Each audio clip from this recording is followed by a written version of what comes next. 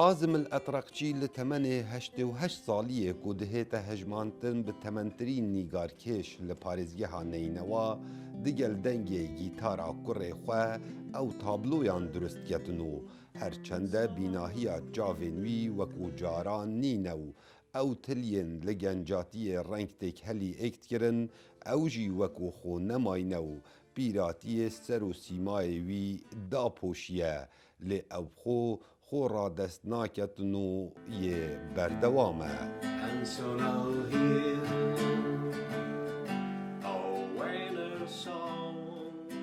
والله أنا شفت أنا لا أزال يعني إلى ما قبل يومين أو ثلاثة أو أربعة كثير عندي لوحات كملتوها. بریا چند روزان من گلک تابلوین خود تمام کرن و حتی انها از خو گلک نزیکی هنری دکم بله هندک جاران ریگری درز دبن بونمونه نخوشک دچاوه من داهیه بیناهیا من کم بویه اوه چنده کارته کرن لمن کریه بله سر رای وی چنده بیدوی امرو بردام بدل سر کار خو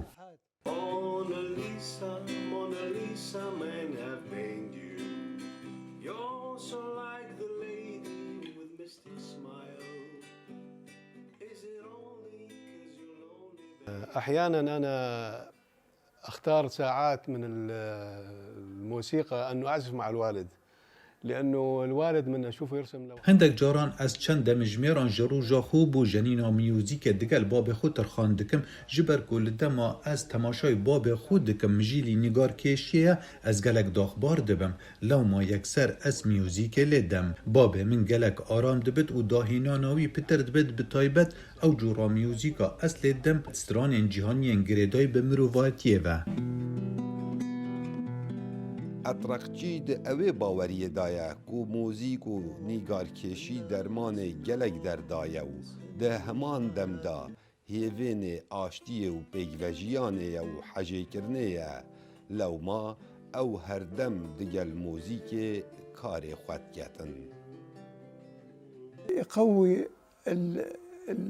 قابلیت الرسم عندي. میوزیک پتر شیان انکاری پیدا دکن جبر کو به باوریام نیگارکشی و میوزیک نامکا وکریه بو توایا جیهانه گو نامکا آشتیه دوی جیان بردوام به دگل نیگارکشی و میوزیک جبر کو هر دو هاریکاریا روح و جان مرووی دکت هر واسا جک جدابونه کم دکت. لسالا 1933 دا حازم الأطرقچی لموصل جدایی بویه و هر جزاروکینی آخواه اوی حزا نیگارکشی هبو لو ما لسالا 1956 دا لپیمانگه ها هنرین جوان لبغداد در چویو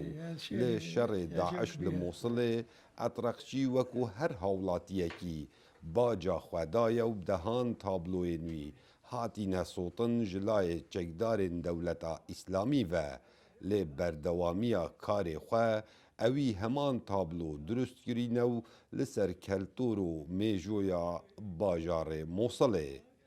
کاو عمر دنگ امریکا موصل.